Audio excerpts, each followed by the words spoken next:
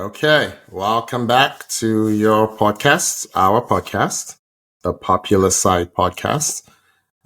We are recording on a Monday again, 30th of September. As always, he's Yinka Yusuf. Hello, people. And I'm Akin Adeke. Yinka, how Yes, are you, boss. sir? Ade, I'm good. You? Yeah, good. Sorry we couldn't record on Sunday as usual. I was traveling. I'm back. We're here. Ajala travel all over the world. Yeah, we had some family events over the weekend, so Yeah. couldn't be here. But we're here now. You've done And, like 10 travels since we started. What am I saying 10? Probably like 15. I try not. To my I don't know why you're one counting. trip. To my I don't know one why. trip. I don't know why you're. The I don't know why only you're doing time, this. the only time we've had this podcast while I was away was when I went to Kigali. Yeah? Other than that, And the you've Nations been the Cup and journeyman. AFCON and Okay, AFCON. that makes two. Yes. That makes two. Yes. Hey. I'm traveling again next week, but I'm traveling on a Monday, so we can record on Sunday. So that's not a problem. It's all good. I was actually checking. All right. I was checking the calendar for the last game of the season. So it's going to be sometime in May, and I think the last 3 games for Arsenal is away to Liverpool, home to Newcastle, then away to Southampton. So Southampton should have been relegated by then. I hope so. But I'll start ticket hunting for one of those 3 games. So we said we'll be in London by May, right? Let's do it. May, rather. We should. Let's do it. And there are some female games too that we can attend. So we can do both. That'll be great. Both male and female games. Anyway, so and if we can, what do we have? What do we have on the agenda today? Way too much. So we do have a question. We have a bunch of topics. In our usual what he mentions rapid fire segment, which we're actually going to start with this time, and then finish up with our usual review of what happened in the world of the top 5 European leagues. But first, on a very, very, very somber note, Dikembe Mutombo passed today. First, RIP. He was a giant of a man, literally and in every other way. I don't think we could say enough great and nice things about this guy. He's truly one of the nicer personalities and in the sporting world. He was engaging, he was funny, he was a great player. He was a humanitarian. He never forgot Africa. NBA Africa is what it is because of him, primarily because of him. And he was early. He was early to it. The NBA commissioner had a really nice statement that he released. I'm sure if David Stern was still alive, he would say similar things. Just a colossus of a man. So rest in peace. I didn't know he was sick in car. He died of a brain cancer. I didn't know. I didn't know until he passed. I didn't know that too. I didn't know that too. But you always remember Dikembe with the finger wag. Absolutely. No. Defensive, one of the greatest defensive players in basketball history. I remember those 76ers, the team that had Iverson, himself, Aaron Walker, 2001. The 2001 that lost to Kobe and Shaq.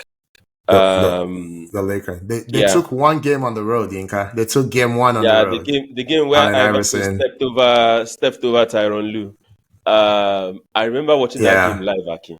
I remember where I was that day It was in the living room of my brother-in-law and my sister's place in Surulere, around 4:30 a.m. in the morning. Things I do for sports. You're crazy. Anyway, You're crazy. Anyway, like you said, the things that people have said about him just goes a long way to show that he was beyond basketball.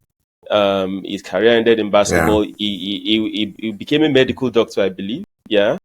And then not a doctor. That was what he wanted to do. He didn't. Oh, he okay. wasn't a doctor, but that was his. Oh, okay. That was his dream when he was dream. younger. Yeah, you're right. But Then he built a became the hospital. NBA. He built a hospital He built in the a Congo. hospital. Yeah. Exactly. And he In became Congo, the yeah. NBA Global Ambassador. Whatever NBA Africa is today is because of him. So rest in peace, Mr. Mutombo. You will be deeply missed. Yeah, very well said. There's no easy way to transition from that. I'll just say, I think the older we get, the more these things hit home, and the more, at least I can speak for myself personally, the more desperate I get to, I don't want to be, I don't want to say get in legacy mode, but to think more deeply about, what kind of impact you're leaving on the people you meet every day, if that makes sense. Absolutely. Yeah. So you said 58 is not old at all. It's not old at all. Yeah. It's not old at all. He's still a young man, and it's just sad. But yeah, his legacy is quite solid. Yeah, and this is just to point out to everybody, right? One day the phone will ring and they will say it was one of us that is no more. It's the reality. It's not. I'm not cursing anybody. It's the reality of things. But what will people say about you when you're gone? How will people miss you when you're gone? That is what we should all think about. Anyway, Akin, you said it best. No perfect segue for this. We're just gonna leave it at that. Rest in peace, Dikembe Mutombo. Absolutely. Thank you, Inka. All right. So, how do you go from Dikembe Mutombo to apparently Arsenal are the masters of the dark arts? It's so funny to me because this came out of the mouth of Manuel Akanji, who I would have expected to be a Omoluabi on this, but apparently not. So Yinka, are Arsenal the masters of the dark arts? Okay. So this is an interesting one. Okay? And I would love us to rewind, a couple of years, when everybody used to say Arsenal are weak, they're soft. In the latter years of Wenger, when the team, the Stokes of this world, the Birminghams of this world, they believed that once you go in hard on them, they'll crumble like a pack of cards. So when the whole world was playing quote unquote dark hearts, or when they were implementing dark hearts on our players, they broke Abu Dhabi's leg, they broke Eduardo's leg, they broke Aaron Ramsey's leg. Ramsey. Yeah. The complaint then was you guys are soft. But now the team is not even doing half of what these guys used to do to Arsenal. Now it's dark arts. And what are these dark arts that they're talking about? Ben White pinching goalkeepers, staying next to goalkeeper. I'm like, Stoke used to do that. That was Pulis. You guys used to applaud Tony Pulis that, that's your thing. What else? Set pieces. You guys used to say Arsenal conceded a lot from set pieces. Yes or no? But now, all of a sudden, that these weaknesses have now turned to strength, you now have the audacity to be writing letters to the FA complaining that Arsenal are implementing dark art. Come on, man. It's complete propaganda. It is no way near reality. It's complete propaganda. Everybody does it. I can tell. There was a game. Was it Villa? No, Arsenal at home to Villa, where Douglas Lewis took a corner kick and the ball flew straight into the net. Guess what they did to Aaron Ramsdale? There were 2 Villa players on him, impeding him, right? Pinned them. And they pinned him down, and they scored. Now, if Arteta looked at it and was like, oh, really? We can do that? And you then take that and you get very good at it. Everybody's now complaining. What are y'all complaining about? What are y'all complaining about? This is something every other team, they do this. So why is it now a big deal when it comes to Arsenal?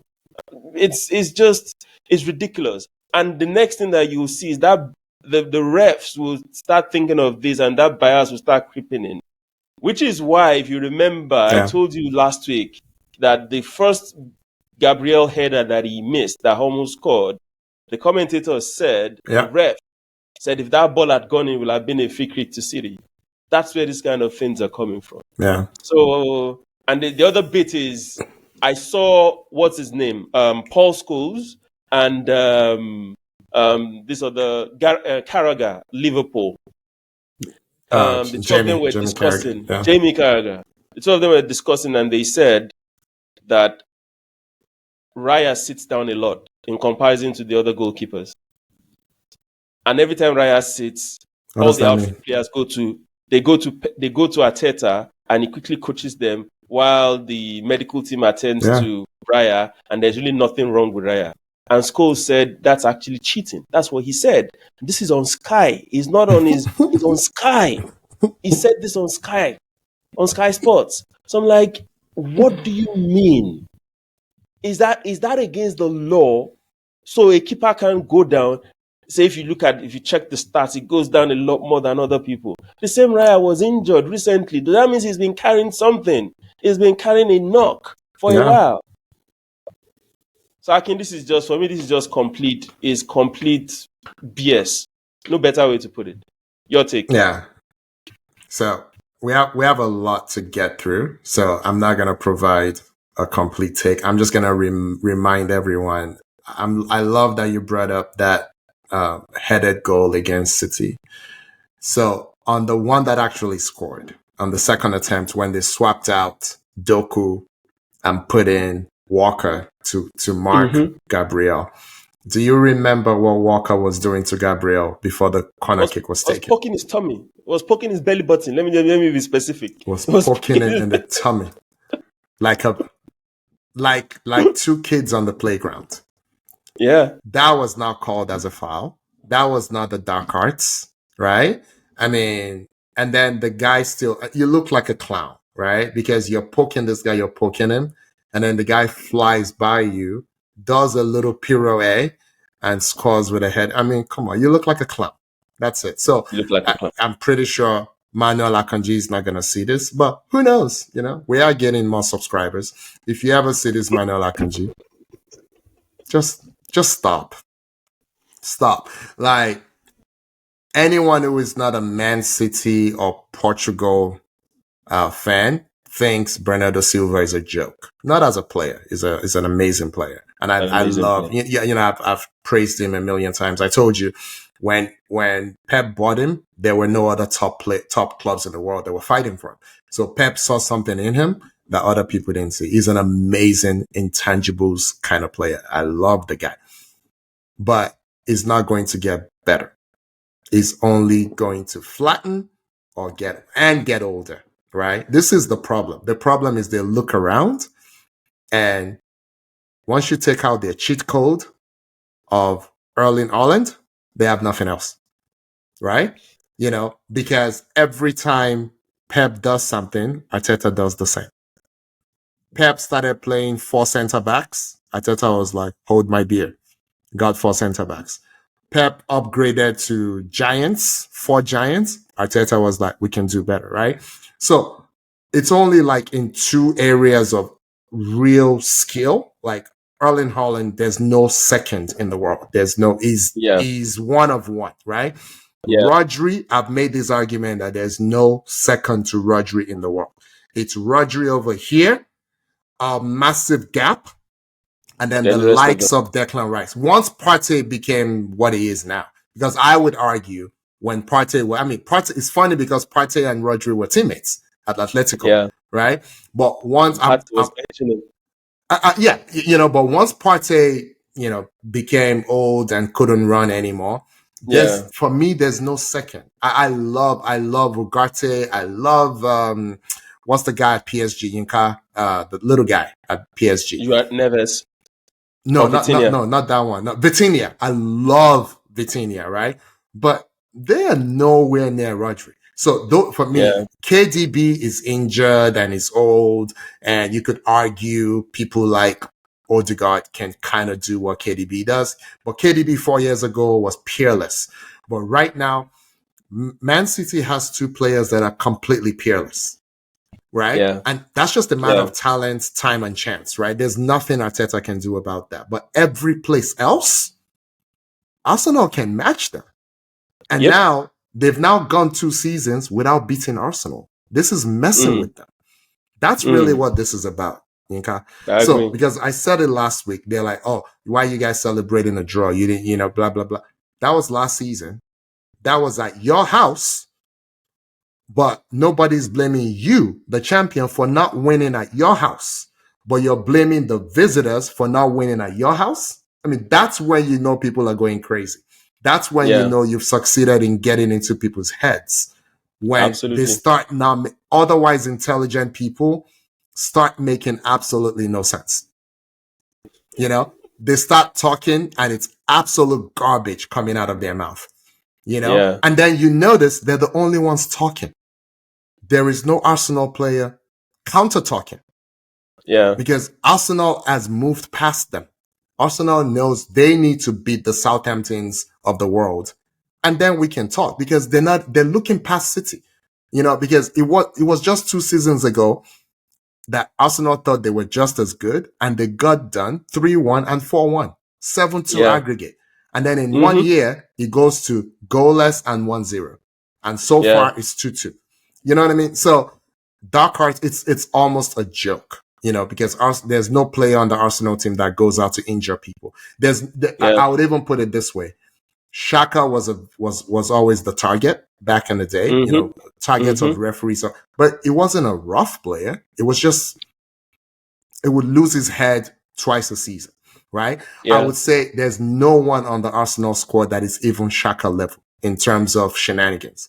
So I'm like, and I don't think Xhaka ever tried to injure anyone ever in his career. So I don't even understand where this is coming from. Like, I can't think of one Arsenal player that just goes into tackles that is reckless. So, we're going to move on, Yinka. It's a joke. Yeah. It's a complete joke. Complete joke. But the next topic is similar, right? It's always similar to this one. Something happened today's Monday. The Champions League resumes again tomorrow, Tuesday. And so right after the games over the weekend, all the top coaches are back in press conferences or whatever. And Arteta said something, right? So they asked him about all this dark art stuff. And Arteta said, well, I spent 4 years over there. I know what happens over there. And then a German journalist brings it up to Pep and tries to stir something. Okay. It was very malicious in the way he said it. So he steered Pep into Pep thinking that Arteta was talking about the 115 charges. So now Arteta had to now come back at his own press conference and say, no, I love Pep. I've loved Pep since Pep was 10 years old. It was a little creepy the way he was talking about it. And I love all these guys. I worked with them for 4 years, all of that. So my question to you, Yinka, is Jose Mourinho claimed that he respected Ferguson, but he wanted to beat up on him every time they played. Jose Mourinho never liked Arsene Wenger. Arsene Wenger never liked Jose Mourinho. And Jose Mourinho took absolute pleasure in not only beating Wenger, but in embarrassing him. On the day that Arsene Wenger coached his 1000th match, Jose Mourinho beat him 6 goals to nothing. Okay? He took absolute pleasure in just spanking the living daylight out of this guy. can you have a rivalry in a league where the two coaches are in this love fest with each other? Is it possible? I think it's possible. Okay. I think it is. And I actually believe that's what's going on here. I don't think... Okay, let me rephrase that. I think in this particular case, the person that is a bit rattled and offended is actually Pep. And it's not just the statement that Arteta made. So that particular interview that you're talking about, where the German, it wasn't actually the German that brought up the 115 charges. No, it wasn't. He tried to steer him into that, and then Pep took the bait. And Pep took the bait and he mentioned the 115. That's what I was going to. That's what I was going to say. Yes, absolutely. Pep mentioned the 115 first, so it would seem that 115 is on his mind, as it should be. They might not want to admit it, and I believe that's one of the reasons why he hasn't extended his contract. If the 115 charges gets dropped today, Pep was probably going to extend his contract within a month or two after that. After that, yeah? The whole City setup are rattled. They almost lost that game, right? And that thing is still like, man, these guys, they're not going away. They are getting closer to us. We were lucky in that game.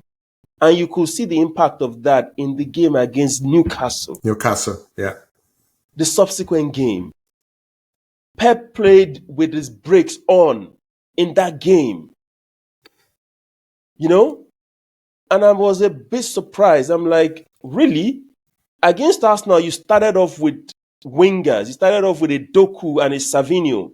Against Newcastle, you benched the two of them. And you went with a lineup that was a bit more cautious, that could hold on to the ball. Do you understand? And I'm like, this guy's rattled. And all through the interviews that the players and everybody's giving, they're rattled. They can't stop talking. So they can't stop talking. So when that whole thing happened, when the interview that you're referring to was going on, I was looking at it, I'm like, is this the same Pep? Nobody's asking you about 115 charges. And what Arteta was referring to is simple. Is this same dark arts thing. That what you guys are telling me, this is what all of us do. City does it. I've been there. I know what we do. I know how all these things work. All coaches look for loopholes in the laws that they can play around with. It's numb. It's nothing unusual. That was what Arteta was alluding to. Yeah? Yeah. And trust me, these guys, they've known each other since they were kids. Yeah? You punch each other, you fight each other, they'll still be friends. Yeah. Absolutely. But Arteta said one more thing, Akin, before I hand over back to you. He said, I'm tired of people patting me in the back and say you tried. That's not what I want. I want to win. And that is just competitive spirit. And I love that. That is not a dig at Pep. Because usually Pep will say, nice try. I'm like, I'm sick and tired of this nice try. I want to beat this guy. That's what I want to do. You know? I love it. So it's just a competitive laying the marks down and saying, guy, this is how we're rolling, you know? But obviously the city hierarchy, player, manager, up until the top. The board, They're rattled. They're rattled. They are. That's why you see this. I think we've done enough City, we've done enough Arsenal. Inka, we're gonna switch gears a little bit to a different sport. Okay. So I think you know that I'm a New York Knickerbockers fan. Which is why we're talking about this. So complete transparency, I did not set up this item on the agenda. Yinka did. So don't do that. Don't do that, Yinka. You put this on the agenda. Anyway, so there was a big trade, okay, for NBA fans. All right. So Carl Anthony, what's the T stand for? Towns. I was going to say Thomas, but it didn't sound right.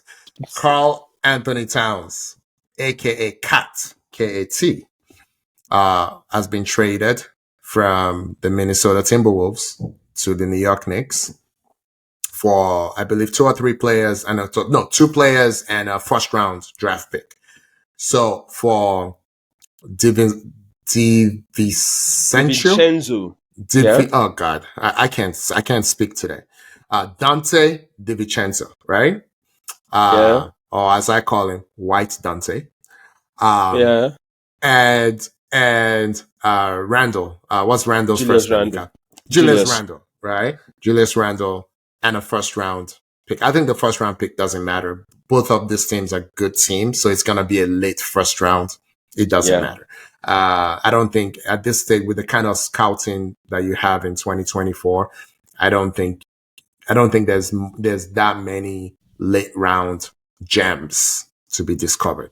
So this is really, most people will see this as a cat for Randall trade. Randall wants to get paid.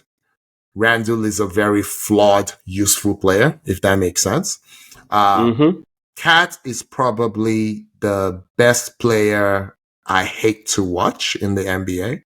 I do not like his game at all. I am not a fan. I would just be one of my worst sports viewing experiences in the past, in recent times, was a game when it was mic'd up. It was a big game. Either the All-Star game or a playoff game where it was mic'd up. I wanted to throw up. I do not like this guy. I don't feel this way about many good players. I feel this way about Jordan Henderson, who is a terrible player.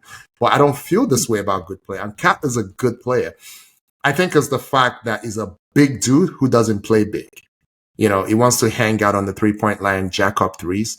He's damn near a 7-footer who doesn't play any defense. He doesn't guard anybody. He rebounds. He rebounds well enough, but you're the tallest guy on the court. I would expect you would rebound. He's not a leader at all. He's getting sunned by Ant. But maybe the Knicks are good enough and strong enough, and with the addition of all the other acquisitions they made, maybe. But I'm gonna miss White Dante. I think we're gonna miss him more than we think. I think he's tough. I think he's skilled. I think he's athletic. He comes from that same Villanova, college team as 3 or 4 other players on the team. So that is Josh Hart. Josh Hart, the point guard, and Bronson, and the new acquisition from the Nets also came from there. Mikal Bridges, you're right. Yeah, Bridges came from. So it would have been 4 of them from the same college team. Now it's only 3. So that's my initial, take. Sure to be wrong, but I want to hear yours. Who won the trade, Akin? That's the question. Why are you doing this? So Yinka, I think this is one of those that the Minnesota Timberwolves did not get better. Let me put it that way. They didn't. So as much as I don't like Cats, the problem is Randall, right? It depends on what they do with him, right? It depends on what they do with him. Of course, they're keeping him. So he needs new money, and that's why the Knicks didn't sign him. He thinks he's a $200 million player. He's getting older. He dominates the ball, doesn't really play defense. He doesn't really use his body on defense. He wants to jack up threes without being a great shooter. He wants to dominate the ball without being a great playmaker. You know what I mean? Randall is your quintessential good player on a team that will make the playoffs, or best player on a team that will get dumped in the first round. That's where the Knicks were 5 years ago. That's where the Timberwolves were before this last season, right? When you have Ant on the ascendancy, when you already have an overplayed, useless center, you don't need that kind of player. You need a glue guy. You need someone who is not just good in the locker room, but this guy, the sports guy, Bill Simmons, I used to read him a lot before he became too rich to write anymore. And he would give this analogy. He would always talk about what you bring to the table and what you take off of it. Randall is a guy who takes more off of the table than he brings to the table. And that's my problem with him. Now, on the Knicks side of things, I think there's enough of a unit, and a friend of mine was saying this, that he will try to fit in. Because he's not a natural leader, it will follow the lead of the other big personalities that are already there. And then we may get the best out of it. But I think the big piece here, which is crazy for me to say this because he's not making the same money, is White Dante. I think the Knicks are gonna miss him, and I think it's gonna change the Timberwolves. Yeah. So if I answer the question I asked you, I think it's a win-win situation for both sides, frankly. Okay. Yeah. Cat is a better fit for Knicks than Randle. Yeah, Randle, like you said, dominates the ball, doesn't want to run pick and rolls with Brunson. He wants to be the ball in his hands. Yeah, drive to the basket and be the main man. And lose the ball on his way to the basket. Absolutely. Brunson paired with Cat in pick and roll is going to be difficult to defend. I agree. Because there are too many options in there. There's the pick and pop, there's the pick and roll, there's Brunson himself driving to the basket. Yeah. You double Brunson, he drops it to Cat. It's going to be fire offensively. Yeah. But you were spot on. Defensively, there's a problem. Yeah. Cat is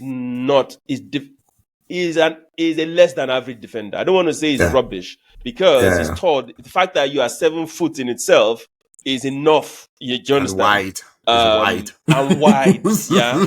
And he's quite mobile. So if he puts athletic, his mind to if he wants to, yeah. Exactly. If he put his mind to it, the elements to be an elite defender is there. But right now, it's not. I get that. But offensively, paired with Brunson, whoa. He can give you 30 on any given night. He can give you 30 points. Easily. Yeah. Yeah. So that's the positive side for Nick. And you're right. I think Randle was a bad fit for, if they didn't have Brunson or Brunson didn't elevate to become a star player, it would have been okay if you still had Randle. Yeah. But Brunson now has shown everybody in New York that, you know what, guys, this is my team. Yeah. No, Randle was injured for the last playoff run, and they still made it that far without Randle. That was where the decision was made, more or less, that, you know what, I think we can survive without Randle. Now, going to the other side, right? Cat and that tall Eiffel Tower, that French guy, what's his name again? Nobody likes this guy. I can't even be bothered to remember his name right now. What's his name? Doesn't matter. Rudy Gobert. Yeah. They're a horrible fit. Cat and Robert, horrible fit. They run into each other because they're both clumsy, kind of. Yeah. So it's good that Cat is out of the way. Randle is not going to run into. Randle is a perimeter player that wants to drive. Is a guard in a big man's body. So, in a big man's body, right? So for me, Ant and Randle, unless somebody matures fast, they're gonna have problems. Yeah, but it's they're gonna have problems. It's Ant's team. There's nothing you can do about it. Because Ant plays hard. I don't know if he's the best defensive player, but that's not the point. The point is, it will move his feet on defense. It will get in somebody's face. He will. Absolutely. I mean, he used to be a little overweight. He's gotten rid of all that weight issue from his first couple years in the league. But you know what we have. Yeah, I think they have to. They can't afford to pay him that much. I think they'll flip him. Yeah, they'll flip him. They have to. He might end up in Detroit or something, or Orlando. So a friend of mine actually mentioned Indiana, and I forget which one, and Cleveland. And I'm like, this makes too much sense not to happen. He has Pacers and Cleveland written all over him. Cleveland won't take him. Cleveland would take anybody. Cleveland would take anybody that is willing to live in Cleveland.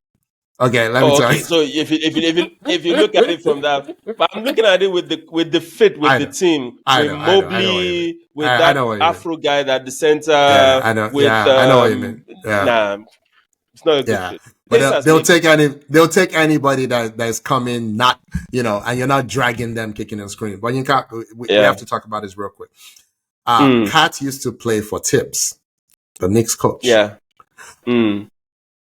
Tibbs will wear you down, will grind you down, will grind you to dust. He'll probably pop one or two tendons or ligaments while he's at it. So let's see how that goes. So just watch this space. That's a thing. That's a thing. I don't know if it's everything, but that's potentially a thing. Okay. Anyway. Good question, Yinka. Yinka, the WNBA playoffs are still going on. We kind of previewed it last week. Since we've been gone, the awards have been made official, or more awards have been made official. So you want to just quickly run through that, and then let's just talk high level. Who is still in the playoffs? Who's been eliminated, and all that. Okay, so the awards they're still what I think. But I think it just became official. It just became official. Yeah. So it's still Aja, MVP, Rookie of unanimous. The Year, Caitlin Clark. Yeah, unanimous. What's her name Defensive again? Player of the Year, Nafisa Collier. Defensive player. So it was more or less the same thing. But then the playoffs started, and Caitlin Clark is out. The Dream were beaten by Connecticut Sun. And you remember what I told you, that playoff basketball is different from regular season basketball. The Fever, you mean? Indiana Fever. Yeah. Indiana Fever, sorry. So they lost to the Connecticut Sun. Playoff basketball is different, completely different. They put Dewana Bonner on her. Dewana is like 6'5", skinny. Yeah, she's long. She disturbed the life out of Caitlin Clark. Yeah. She just couldn't get it going. And this is what I said, that when the playoffs come, basketball is different, both male and female. Coaches can look at you and game plan against you. They don't do that in the regular season. They just say, I'll bring my A game, you bring your A game, let's see who beats each other. When it comes to playoff, people will scheme defensively against your team, which is what happened to the Fever. And they lost out. Best of 5, they won. These guys won 3 straight. So they're out. In the other side, who else in the first round of the playoff? Liberty played the Dream. Dream is out. Atlanta Dream. Liberty moved on to the second round. Atlanta, I forget their name, but it's not a Dream. It's Washington Dream. What's Atlanta's name? I don't remember. But go on. It doesn't matter. I keep mixing these guys up. So some of these names are not intuitive. Yeah, no, Washington is Mystic. Is Atlanta Mystic? Dream? Yes. Is the Atlanta Dream? Yes. You're right. Yeah, you're right. Liberty played Atlanta Dream. Yeah. Okay. My bad. Yeah, they beat them. They're out. Lynx Mercury is out. Diana Taurasi. I hope that's our last. The team underwhelming. Next year it should be Kalia Cooper's team, without a doubt. But let's see what happens to the Mercury. And on the other side, Aces beat Storm. At the end of the day, Aces were just too much for Neka. What's this point guard's name again? I've forgotten. And Lloyd, Joel Lloyd, they were not good enough. They got beat by the Aces. So now in the second round of the playoffs, a couple of games have started already.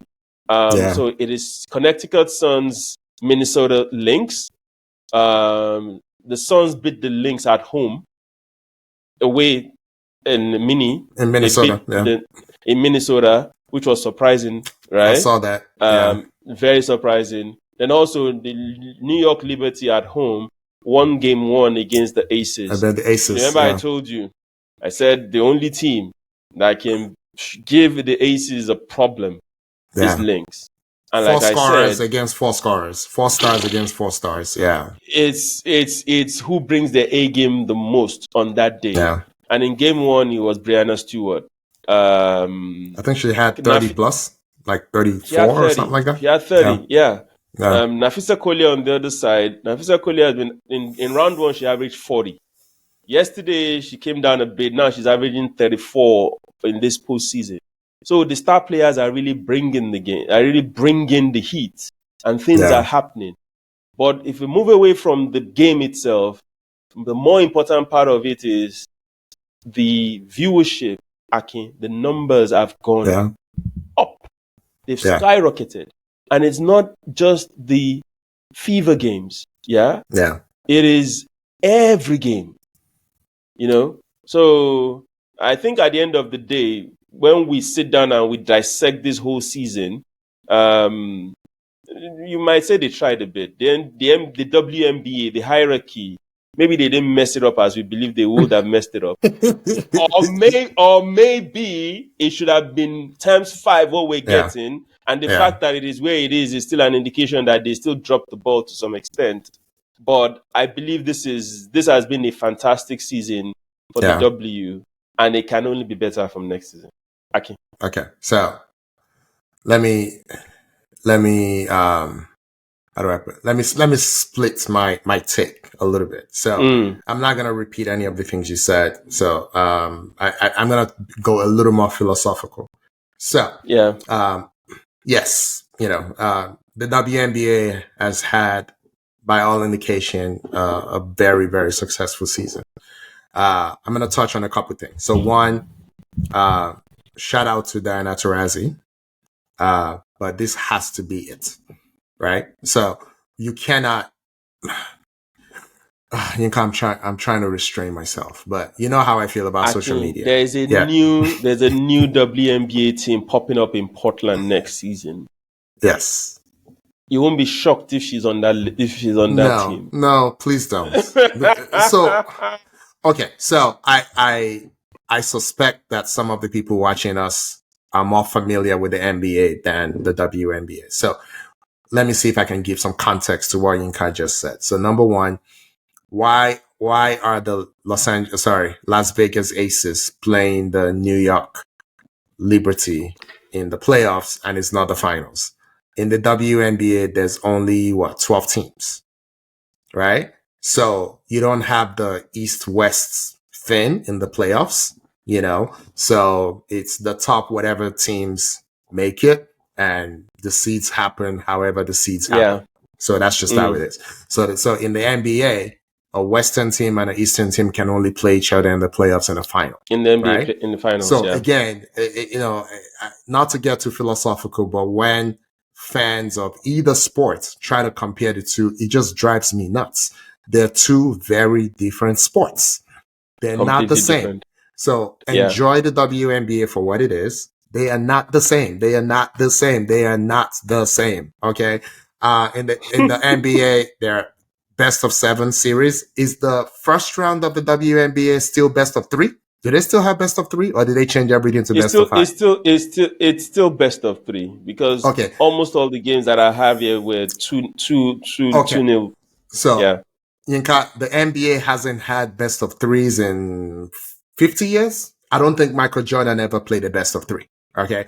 And then the NBA 20 years ago changed their best of 5 to best of 7. Their first round used to be best of 5. So do not compare the two. They're just different. The WNBA is the NBA 50 years ago. That's just the reality of it. That's how it is, right? Things are getting better, but they're not on par. They're not the same, So Magic Johnson was the first NBA player, to get $1 million contract. That's where we are now. That was 40 years ago. That's where we are now with the WNBA. You can make a good living playing the WNBA. There's nothing wrong with that. That's how these things go. You have to, it's crawl, walk, run, You got to go through the stages. There's a lot of good in the WNBA. There's a lot of really, really, really good things. Caitlin Clark is pouring a little accelerant on a fire that was already burning nicely. You know what I mean? So she didn't come to meet an empty house. There was a lot of building blocks here. I'm being a little whatever about Taurasi, but Taurasi is a legend. I just want her to be gone so she doesn't tarnish her own legacy. I mean, she is a legend. The reality of this is Caitlin Clark may not be as accomplished at the end of her career. If she plays 20 years, she may not be as accomplished as Diana Taurasi. That is the reality. And frankly, she may not be as skilled as a basketball player. She may not be as skilled. So I would just say for both sides of this ridiculous argument, those who say she's the best thing that, since sliced bread, she is not. She's really, really, really, really good. But we've seen better. And then those who say, oh, she's only been talked about because she's white. You are crazy. Diana Taurasi is white. Okay? The WNBA didn't move to this level, even though Diana Taurasi got in 2004 or whatever it is. She's been there 20 years. So sometimes it's just your time. Michael Jordan, it was just his time. You know what I mean? Michael Jordan idolized Dr. J, idolized Magic, idolized, Bird and all these cats, right? But the NBA did not take off until Jordan did his thing. But what I admire the most about Jordan is I've never heard this man say, I'm better than anyone else. I've just never heard him say it. People ask him is GOAT stuff. This is like social media, GOAT. And when Jordan tells you he's GOAT, is all these cats that played back in the day. Is Wilt, is Russell, is Moses Malone, the older Malone, is Jordan never says I'm better than Bird. Jordan never says I'm better than Magic. And it's not false humility. It's understanding that there's no me without those guys. Yep. So I'm rambling a little bit, but I'm just frustrated as a fan. Like, I love the WNBA. I love watching these women play, right? But I'm tired of social media. I'm tired of people who don't watch the game just talking about it. I'm frustrated. And the big elephant in the room, Yinka, will always be the sexuality of the players. And no one wants to talk about it. And like everything on social media is not as whatever it is, as big as people make it out to be. And this is what I mean. I'm a numbers guy. Okay. It's roughly a third of the players are LGBTQ. Yeah. You talk to the haters, they'll tell you it's 99%. Not that it matters. So you see what I'm talking about? Not that it matters one way or the other. But if that's your problem, if that's why you don't want to watch, good news. It's only a third. It's okay. You know what I'm saying? If you're so offended by the LGBTQ of it all, it's not 99%, like the haters would have you believe. Go ahead. But just to piggyback on your point, it's because the NBA is not as open to it as the W. You'll be shocked the percentage in the NBA that you are watching. I know where you're going with this. Exactly. I know where you're going with this. Anyway, just go ahead. I know the NBA players have way too much money. I will not name names because I don't want to get sued. But no, I'm just kidding. There's stories out there which we will not engage in. But my point is, these guys, they know these things, right? But they choose to ignore that. So it's not. It's kind of ridiculous, and sometimes you wonder. So why do you look at the WNBA that way, and you're not looking at the NBA the same way? Yeah, these are uncomfortable things people don't want to talk about. Like it's in 2024, it's what's sexuality, what's gender expression, all of this stuff. On the men's side of things, it's like on this issue, the WNBA is really like men's ice skating. That's really what it is. It's not. It's really not like men's basketball. Okay. It's like men's ice skating. It's like men's gymnastics, right? Which we would rather watch the women ice skate. We would rather watch the women do gymnastics. You know what I mean? For whatever reason. And frankly, until Nadal, Federer, and Djokovic saved the sport, I would say there was a 10-year period where people just would rather watch women play tennis. These things go in waves. There was a time when women were, nobody wanted to watch them play tennis. And then there was a solid 10, 15-year period where they were drawing all the crowds. And then it was, is the men's sport dead? And then it wasn't, and then it wasn't dead. Yeah. And then, so it's okay. And then on the sexuality front, it's men's ice skating, where I don't know what the numbers are. Going by just visual, it's probably 50% or higher.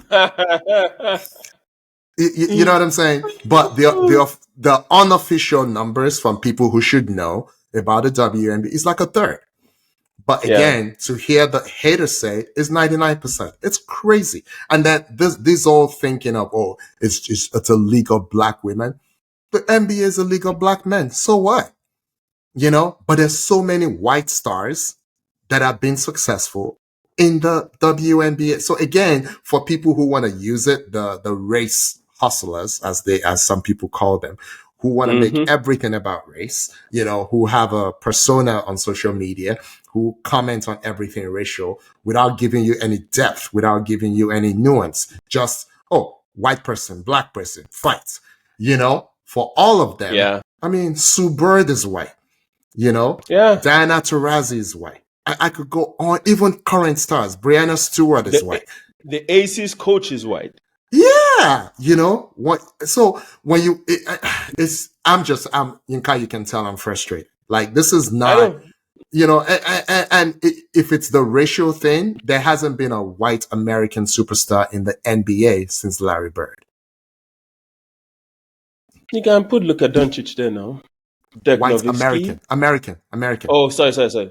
Yeah, there hasn't been. There hasn't been. And he retired. Whoa. Bird retired in 1992. There hasn't been. Yeah, that was 32 years ago. There hasn't been. Even that Olympic team didn't have a single white guy there.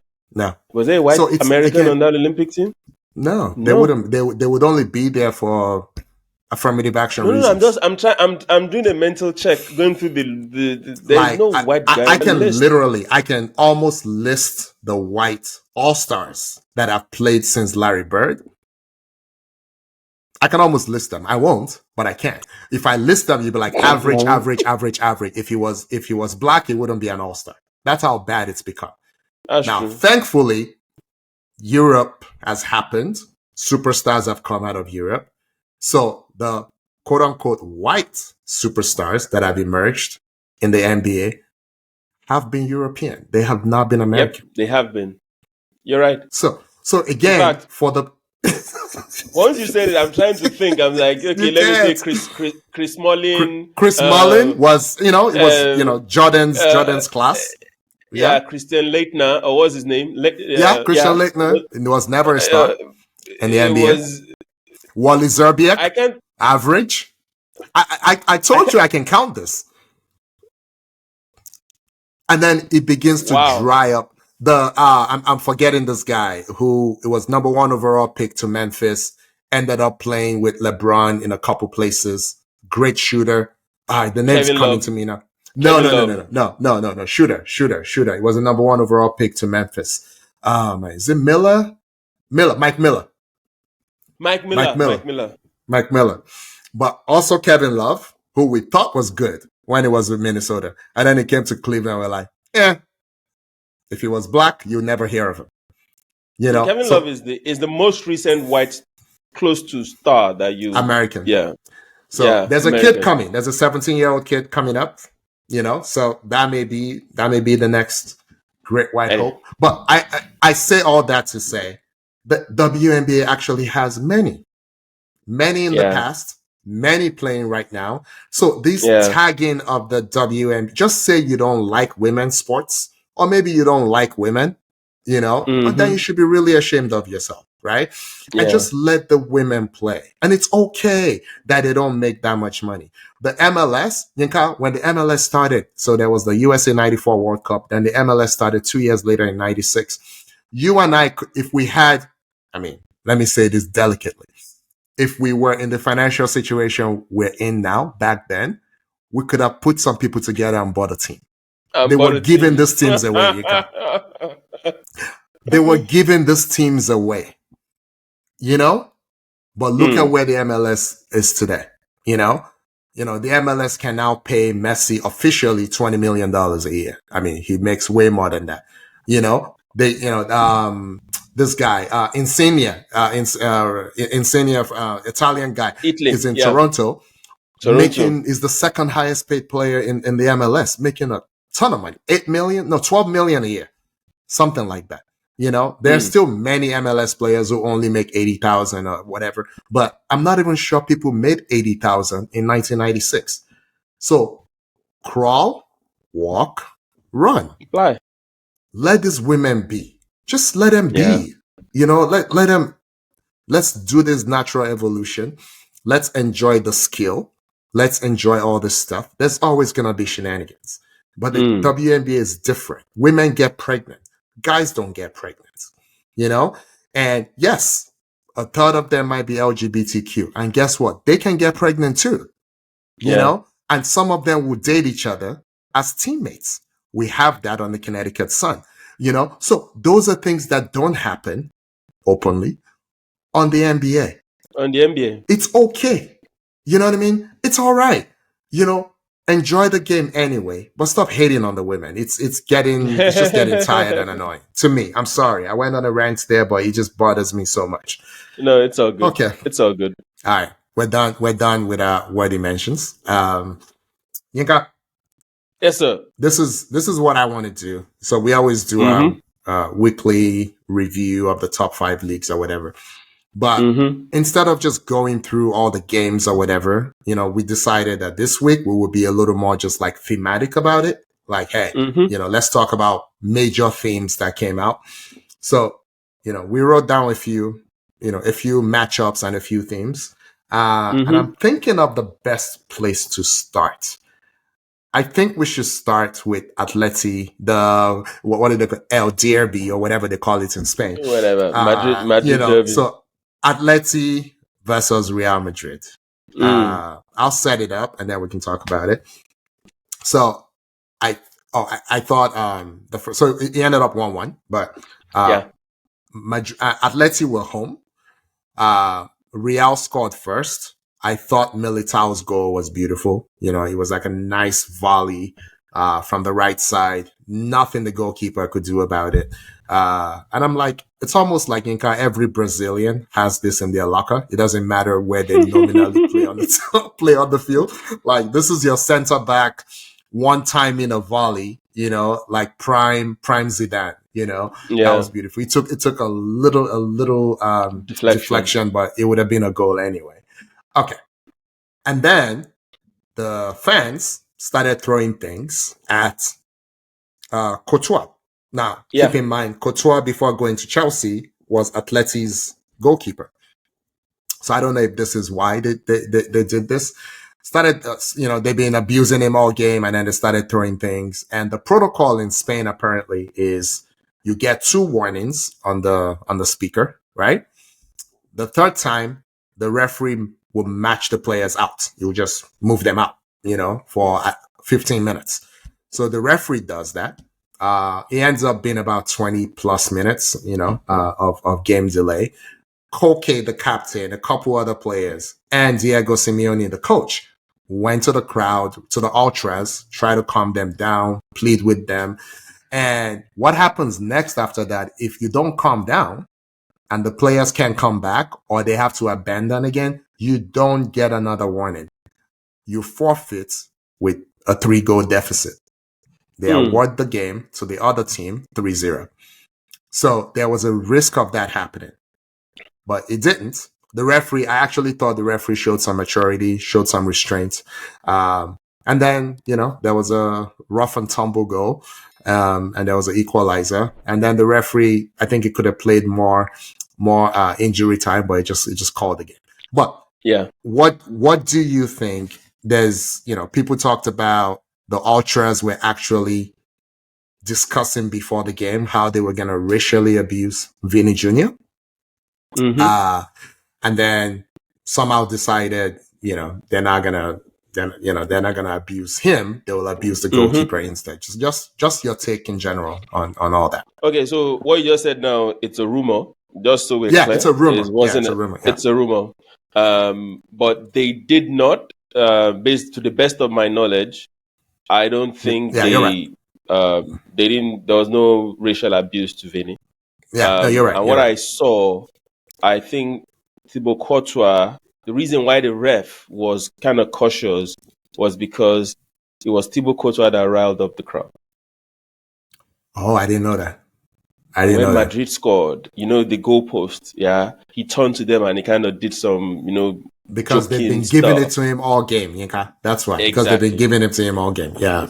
And because he has a history, Chelsea loaned him to Atletico, then before he then came, all this kind of stuff. So going back to with your point, I think the ref was very, very, reasonable and sensible. And then he just said, let's calm everything down. But for me, this kind of thing is expected. And also, in the game itself, Vini was also back to his normal irritating self, which I've told you this thing a million and one times. He should stop. Just let your ball, let your football do the talking for you. Yeah. But he didn't. So let's move away from the crowd and the shenanigans and stuff.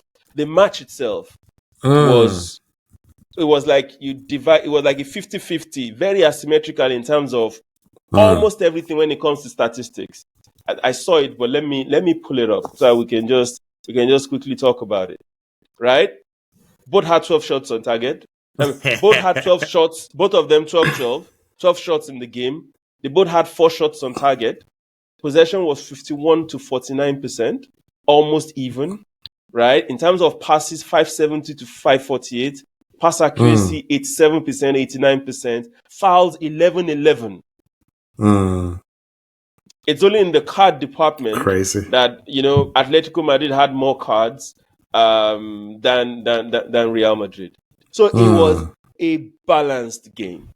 Now, on a day where, and I think this kind of upped the ante a bit, on a day where both sides knew that if they had won, they will have gone closer to Barcelona. Because Barcelona lost the day before.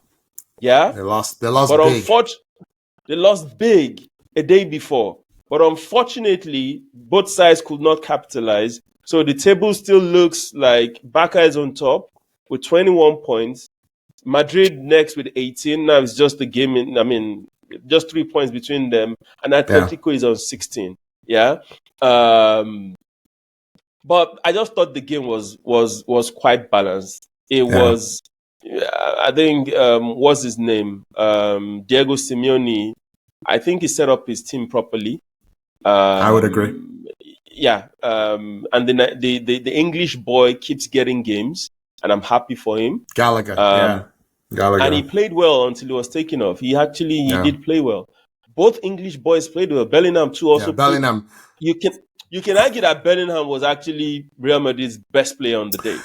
Yeah, what I saw in Bellingham, he's showing. So let me say this 2 ways. So one, I always discount goals when I'm analyzing players, especially players that are not specialist strikers. So I was one of the few people this time last year when he was banging in all the goals. I wasn't that impressed. Look, I was impressed that he was so young and doing it, but I'm like, it doesn't do that much for me for a nominal midfielder to be on a hot streak. It's good. I would rather you were scoring than not scoring. But what else do you bring to the table? Can you do your actual job? And I feel like he's finally beginning to try and do his actual job. So yesterday was a very mature performance, in my opinion. Very mature performance. So where it's actually, the positional awareness is getting better. You know what? Real now have like what? If you count Endrick, 4, 5, people that can bomb forward and dribble. You don't need to be that. What you need to be is, we don't know what Chouameni is going to be, right? One day he's showing flashes that he had 2 years ago. The next day he's trying to break someone's leg with a careless tackle, right? But Toni Kroos is gone. Are you going to keep your head down and be the next Toni Kroos with some more flair? You know what I'm saying? I feel like there's a hole there, Yeah. Modric is still playing 90 minutes. That should not be happening, So this is the time for you to grow into a world-class midfielder, not just a talented player that can score screamers from outside. You can still do that when you go to the Camp Nou. You can still do that. You can still score the 90th minute winner. Absolutely. But what are you doing for the other 89 minutes? You know what I'm saying? Yeah. And I agree with you. And his performance yesterday was very selfless. Yeah. You could see that he wanted the other guys to, he was more or less, I want the team to tick as against I want to be the person getting the glory. And for a 19, 20-year-old guy, I think that is super matured, right? I think he should take a bit of that maturity and give Vinny. He needs it. Although Vinny did play well yesterday, but I hear you. I hear you on the maturity. Exactly. Yeah. And Mbappe is injured. He's out for 2 or 3 weeks or so. So he didn't play that game. But overall, there was a red card at the end of the day for Llorente for a ridiculous challenge. But I'm impressed with Simeone, frankly. Me too. Yeah, is learning new tricks. I didn't think I would ever see. He's learning new tricks. The team he put out yesterday wasn't as defensive as I thought it was going to be. Yeah. And I was shocked. I thought he was going to play blocks. And he would just put Alvarez alone up front and just say whatever you can get. But that's not what he did. He actually played 4-3-3. He had 3 strikers on the pitch yesterday. He had Solot, he had Griezmann, and he had Alvarez. Yeah, and they mostly played with a Soloft, and they mostly played with an old school 2 in front. Soloft and Alvarez coming from 2 different sides, and then Griezmann behind. I know. In this kind of game, is one person up front. Or he zero. will play one person up front. Or 0. Be like, we will guard this. Do you understand? So I was quite impressed with Simeone. But anyway, overall good game. The more surprising game for me was the Barca game. Yeah, we're gonna get to that. Let me just say one quick thing about Endrick. So he needs to stop shooting from outside the box. I'm like, there is no need to do this. You are playing with superior front line. Find the pass. You know what I mean? Like that, you're too young to not, come on. Anyway, I'm like, be more like Rodrigo. Rodrigo always makes the best football play. Not on every play, but on most plays. He's 16. Aki is 16. That's true. Oh yeah. Oh, he's younger. Oh yeah. I thought it was 18. Is that young? Am I wrong? I think he's 16, isn't he? No, I think it's 18. I don't know. I think it's 18. He's 18. I think it's 18. 16, 18, potatoes. Yeah. He's young. But, yeah. Okay. But you're right. Let's just let him be. Okay. So, speaking of thematic, so let's set up Barcelona. Andres Ter Stegen, the Barcelona number 1 goalkeeper, is injured. He's out long term, I believe. He's out. Yes. Yes. They have a backup goalkeeper, and every recently retired goalkeeper in world football is angling to go play for Barcelona right now. Watch it, Szczesny, formerly of Arsenal and Juve, who retired when Juve did the clear out, has raised his hand. He's like, hey guys, I can all retire, just let me know.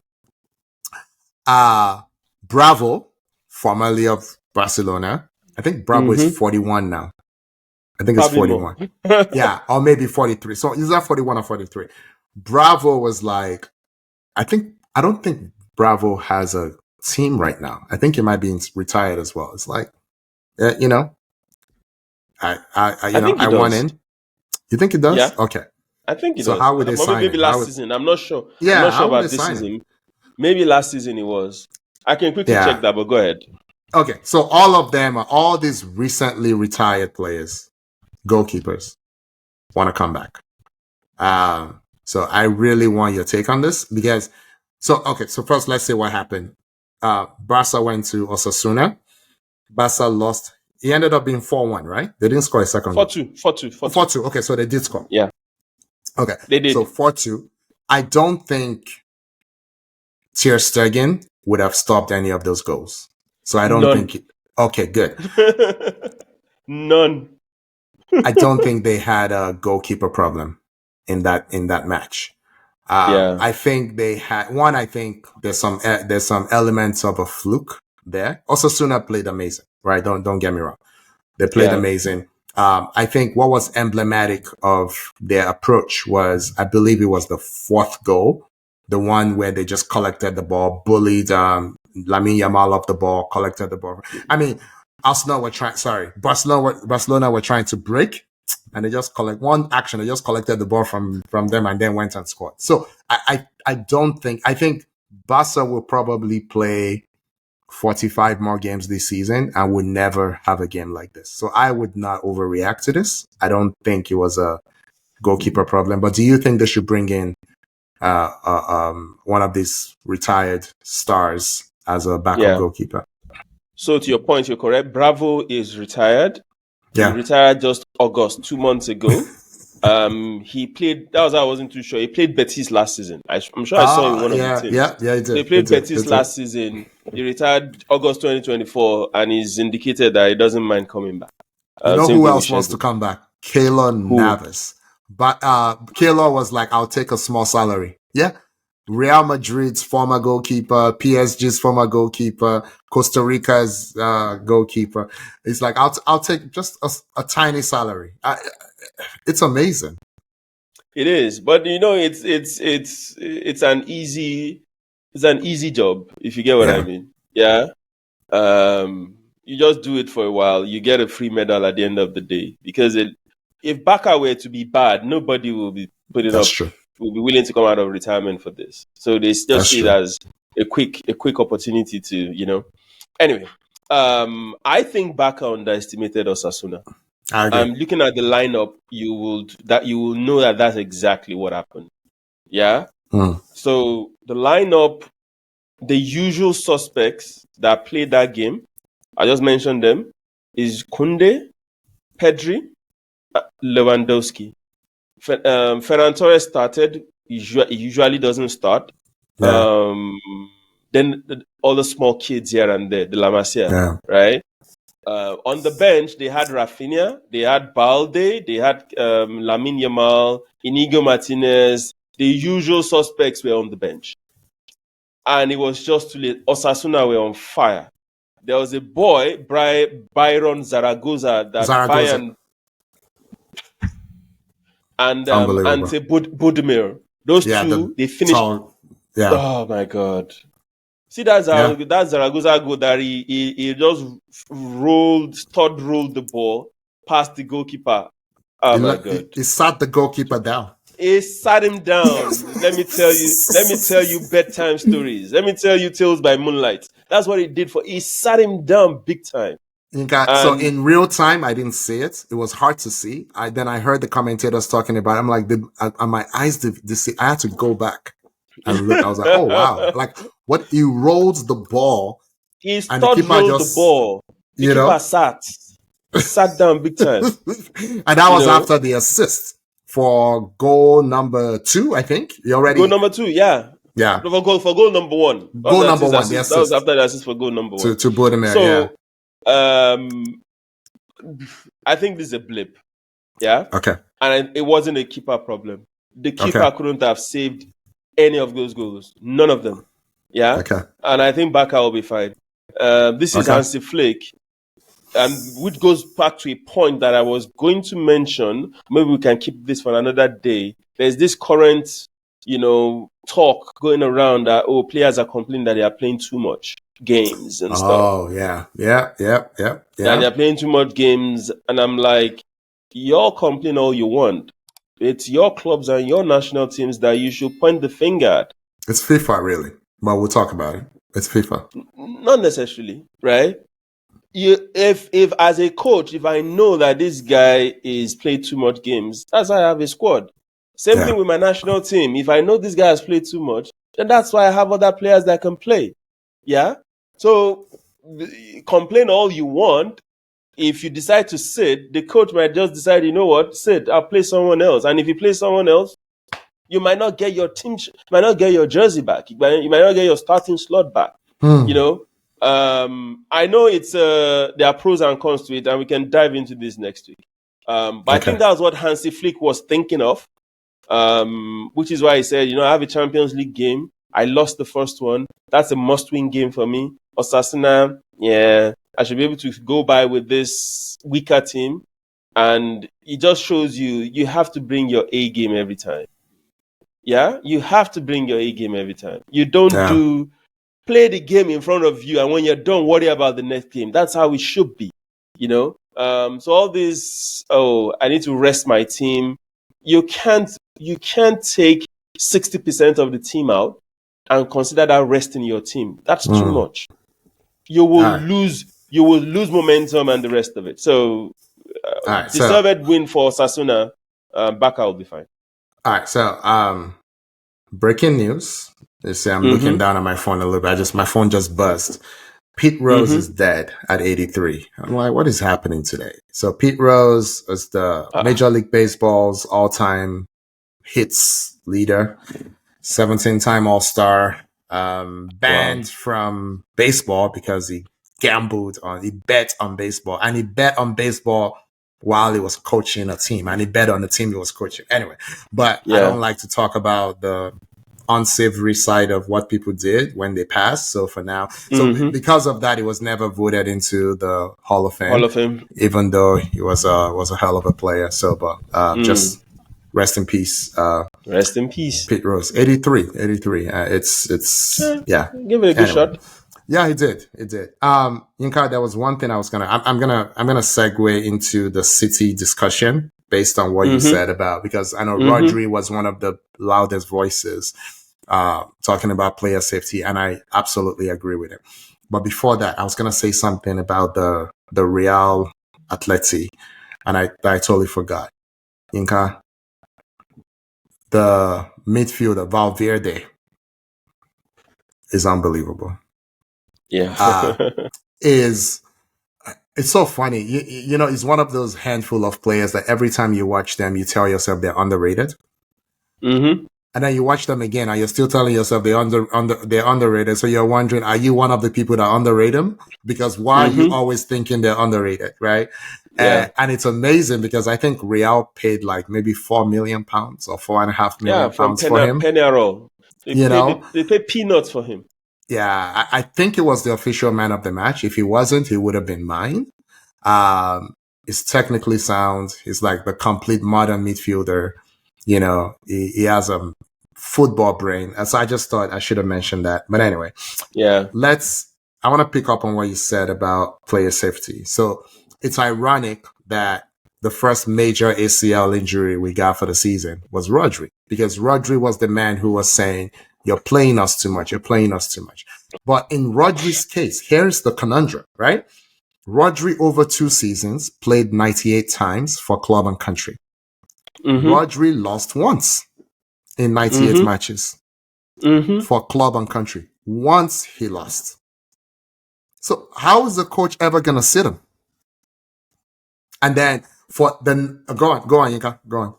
No, so Rodri's case is even it's funny. Yeah.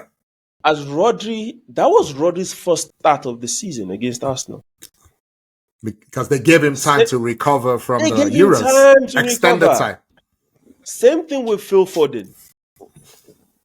Phil Foden hasn't yet started any game for City till today. Yeah. But the other hand, Saka started so many games. They both got to the finals.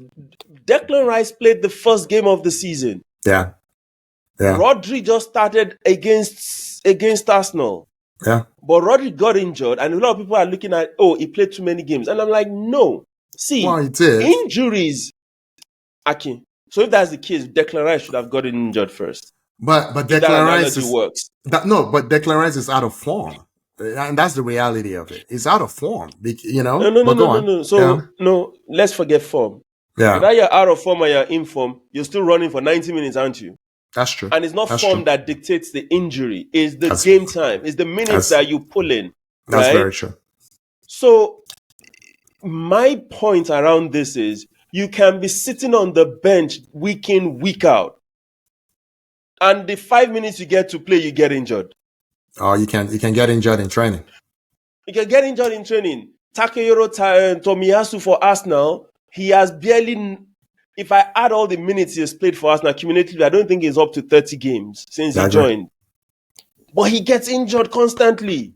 Yeah. However, Declan Rice has played almost every single minute since he joined Arsenal. Not one day has he gotten injured, right? Yeah. So a lot of people trying to link playtime to injury. I don't think that link is as clear-cut or is as distinct, right, as we want to make it feel or as people project. So when you keep saying we need to rest. At times when you rest, that is when you then get injured. So how does that then support your argument? So with the caveat that neither of us is a doctor or physiotherapist or particularly cared for biology in secondary school. Why did you have to say that? Because it's true. Because it's true. Because it's true. We used to be like, what is this woman talking about? What is this woman talking about? But I say that to say, I think it's the cumulative effect. It shortens career, in my opinion. Now, there's a tension now between overplaying, shortening careers, improved technology and medical science, lengthening careers. You know what I mean? There were injuries that were career ending. Some of them just 10 years ago. Mm-hmm. Now they're not, right? So there are points on both sides of the ledger, right? Yeah. So, I mean, we've talked about the big ones, Patrick Kluivert, oh God, what's the name? Van Basten. Marco Van Basten. They would have played a few more years if they were active today. Even guys like Ronaldinho, he could have afforded to be a party animal. Just the hydration technology alone would have made him more productive after his all-nighters. Yeah. You know what I mean? If he played today, plus he couldn't be a party animal today because back then, the tabloid had to take a picture of you. Now everyone has a camera phone, Yeah. So back then you could sneak into nightclubs and then we don't find out until the next tabloid comes out. Today, we would know instantly where you went. Marcus Rashford found out the hard way. He went out to a club with his boys right after they lost. He got pummeled for it. So I think, you always blame me for trying to bring nuance to everything. But for me, that would be the nuance. Like, it's both sides. Like, you're shortening people's careers by overplaying them. Because, look, I think you and I talked about this before. The link between your Achilles popping and from your shin injuries that you don't rest. When you don't rest that muscle, it will pop your Achilles eventually. You're seeing it in the NFL right now with McCaffrey. The Niners haven't played him, and they've sent him to Germany to do that blood spinning thing that Kobe did. Yeah. Because any moment now, that Achilles will pop. Right now, it's a strain. And it all started with a leg muscle injury. If you don't rest it, that's what happens. And the only thing you can do is rest. So there are injuries like that where there's really, you either play through it or you rest it and risk, or you either play and risk it or you rest it. So, but I do agree with you. And then everyone's body is different, Exactly. So that was what I was going to say, Akin. Messi and Ronaldo, who has played more games than these two guys? They don't get injured. So when players start saying, "Oh, you're overplaying me. The games are too much," and I'm like, the games are the reason why you're getting paid. The money you're being paid is to play the number of games that you're playing. Yeah. Right? And if your coach, if your coach knows that you need the rest, and you yourself, you need the rest, is the obligation rest on the two of you or you to say, can I sit this one out? Right? Do you understand? Can I sit this one out? Do you understand? So for me, I get what they're saying. I agree to some extent, but it's not as black and white as people make it seem. I don't think it is. If what you're saying is true, then Ronaldo should be the most injured player ever. Yeah. So because Ronaldo the guy plays every minute. So but Ronaldo is on the extreme side of Ronaldo, you have a Gareth Bale who's a glass guy, runs a small 100-meter sprint, he's done his hamstring. He pulls something. And Adam Ramsey, same thing. Run small, he's pulled his hamstring. You have players like that. Itakayo Tomiyasu. Those are the extreme. But you also have on the flip side. So it goes back to what you said. I think bodies are different. Yeah. Yeah. Absolutely. Absolutely. So the same tackle that someone else will sit in the hospital for 6 months for, another person will go through that same tackle. Next week is back on the pitch playing. Yeah. So when I don't. And like you said, we both hated biology. I don't know nothing about medical, whatever. I would defer to the doctors. But just from what I see, you telling me that overplaying leads to injury, the evidence is not distinct. It's not clear. That's what I'm saying. overplaying doesn't lead to leg breaks. I think we should define what it is, right? What it does do is, soft tissue injury is what you expose yourself to. Hamstrings, all those. So, yes, I agree with those. So I totally agree with those. Yeah. Okay. So the real question, though. Yes, sir. Will City survive with Rodri's absence, extended absence? They've been surviving with him. The season started. They didn't play him. Have they lost any game? No. They've been bashing people left, right, and center, haven't they? Right? Okay. So it goes back to Hold on, Ika. Hold on. Last year, I think they lost 1 or 0 matches with him in the lineup. They played 9 without him. They lost 4 of those 9. Yes. Okay, I know there's nuance to it, which we won't get into, but but they don't lose much. But at the same time, there was also absences of KDB and Haaland.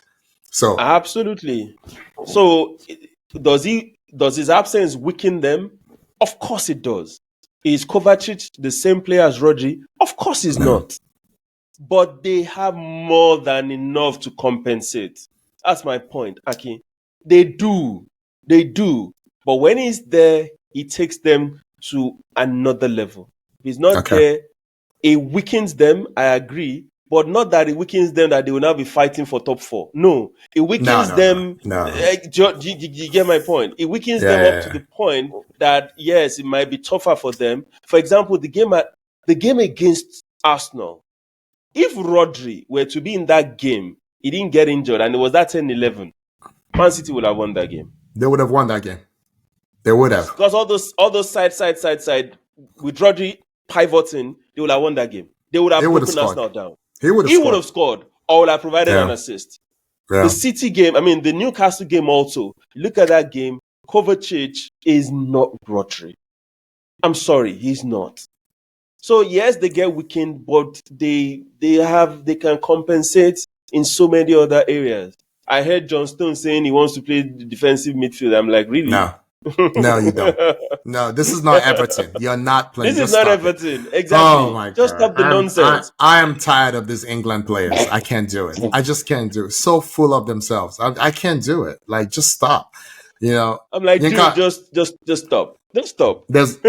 There's one thing that City has this year that they didn't have last year. Gundogan is back. They didn't have him last year.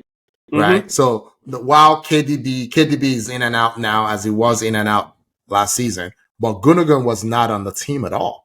And now he is. So that's one. Is someone that is a coach on the field that Pep trusts and all that. There will come a time when Haaland's goals would dry up. That's just how it is. He's human. He's not going to score a hat trick every game. He's not going to finish with 100 goals.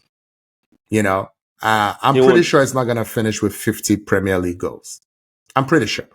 So, if you see the game they played against Newcastle, it goes back to my issue with Jack Grealish. Jack Grealish, I've not checked the numbers. I don't know how many assists he's had, right? But Jack Grealish is not putting balls on the plate for anybody. He's not putting balls on the plate for anybody. He's not. And Haaland was just running all over the place against Newcastle. But you see, this is how intelligent Haaland is, right? When he first came to England, he didn't understand that City don't cross. They don't cross the ball. Do you remember this? They don't. So now, the only person that crosses in City is KDB. Every other person, they don't.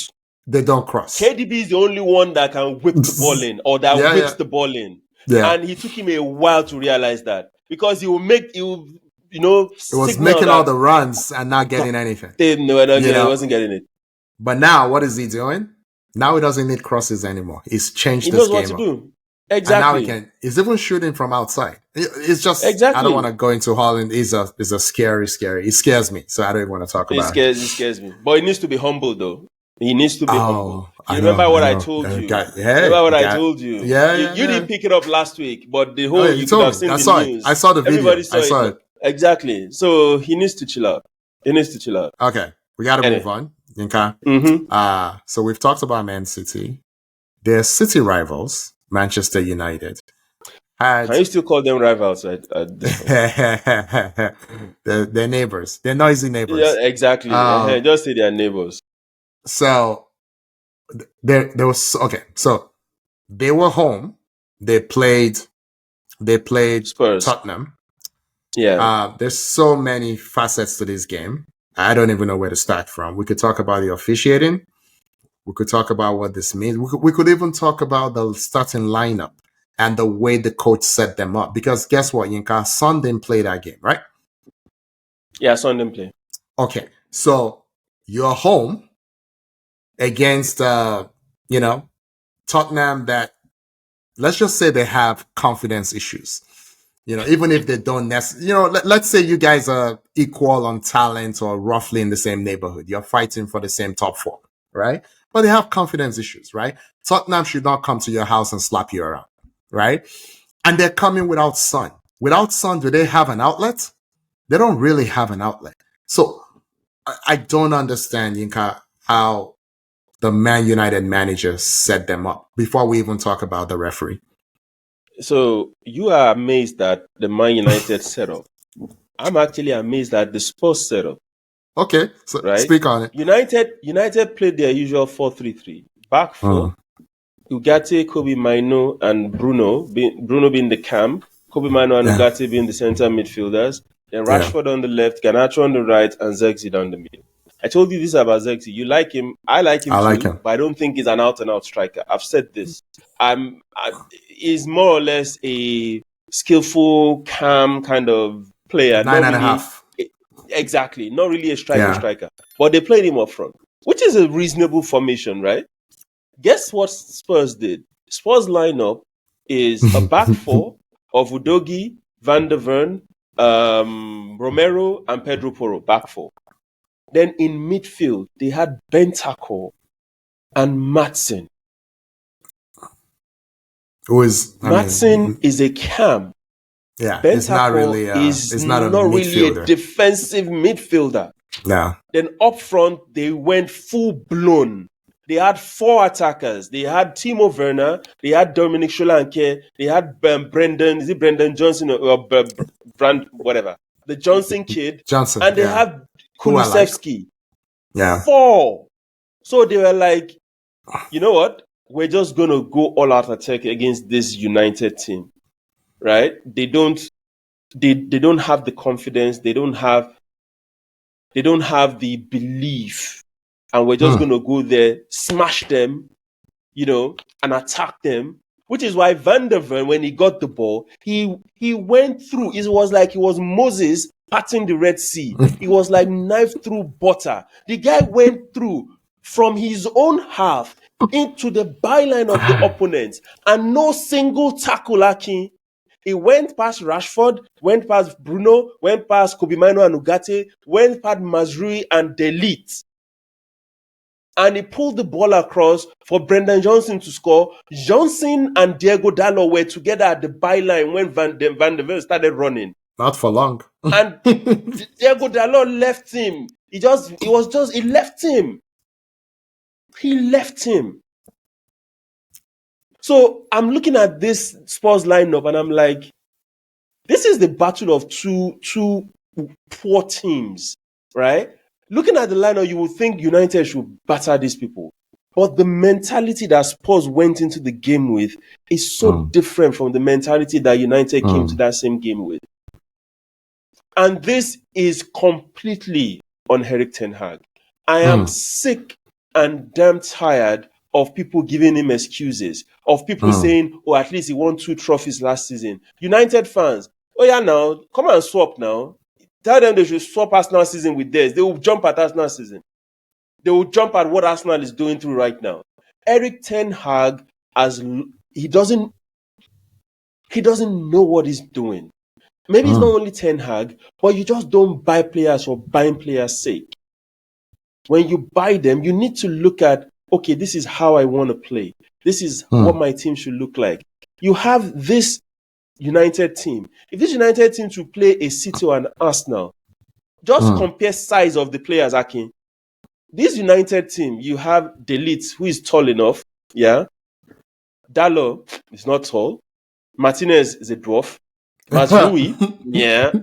Kobe Mino, not tall. Ugarte, not tall. Fernandez, not tall. And also from a defensive standpoint, like Akin, football these days is complete attack, complete defense. So for Man United, it's complete attack and no defense because Garnacho doesn't have a defensive lever in him. Rashford does not have a defensive lever in him. Zexi, same thing. Fernandez, same thing. Kobe Mino is too young. I don't even want to blame him for anything. Ugarte is a defensive midfielder, but that's all he does. He's just a faster version of what's his name? The Brazilian guy that you and I hate so much. What's his name again? Casemiro. He's just a faster version of Casemiro. And you now have your fullbacks. They're not defensive fullbacks. Dallo is an attacking fullback. Mazrui is an attacking fullback. They had one. So they had one. Wan-Bissaka, they let him go. Okay, thank you. So no, but at the same time, you see what I'm saying? Wan-Bissaka is too defensive and he has very limited attacking. No balance. Exactly. Yeah. There is no balance. So you're just buying players for buying sake. There is no identity. There is no style of play. There is nothing. You have a captain that is spineless. Granted, that yellow card or that red card, I'll say that red card was not a red card. I'm sorry. And this is Chris Kavanagh again. I said I'm not going to talk about refs, but that's not a red card. Let's stop all this nonsense. It's not a red card. Yeah? But last week, everybody was battering Arsenal for being defensive after they went down to 10 men. See what happens when you don't know how to play 10-man football. This is what happens. United, they lost a man and they were playing as if they were the one that had the one-man advantage. And Spurs were now playing counter-attack when it is United that are supposed to be playing counter-attack. I've never seen something this stupid before. Up is down, brother. Up is down.